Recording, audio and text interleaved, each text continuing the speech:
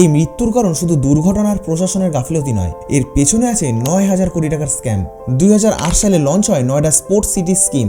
শর্ত ছিল 70% sports facility আর বাকি 30%-এ ফ্ল্যাট ভিলাস তৈরি হবে। কিন্তু এই স্কিমে কোনো বিল্ডার্সে আগ্রহ না দেখানোর কারণে নিয়মে একটু ছাড় দেওয়া হয়। লোটাস গ্রিন কনস্ট্রাকশন নয়ডার সেক্টর 150-তে 229 একর জমি বাজার দরের থেকে কম মূল্যে পায়। নিয়ম ছিল স্পোর্টস ফেসিলিটি তৈরি করতে হবে, কিন্তু কোম্পানি করে ঠিক উল্টো।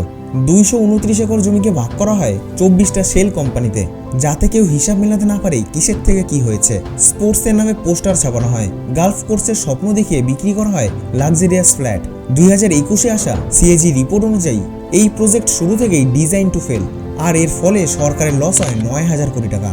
স্বাভাবিকভাবেই এত কিছু হওয়ার পর কাজ বন্ধ হয়ে যায়। কিন্তু এখানে একটা প্লটে মল বানানোর জন্য বেসমেন্ট খোদাই করা হয়েছিল, আর কাজ বন্ধ থাকার কারণে সেখানে সিওয়েজ বৃষ্টির জল জমে যায়। এই ঝুঁকির কথা সবাই জানতো, কিন্তু কোনো ব্যবস্থা নেওয়া হয়নি। আর অবশেষে 27 বছর বয়সী এক যুবকের প্রাণ যায়।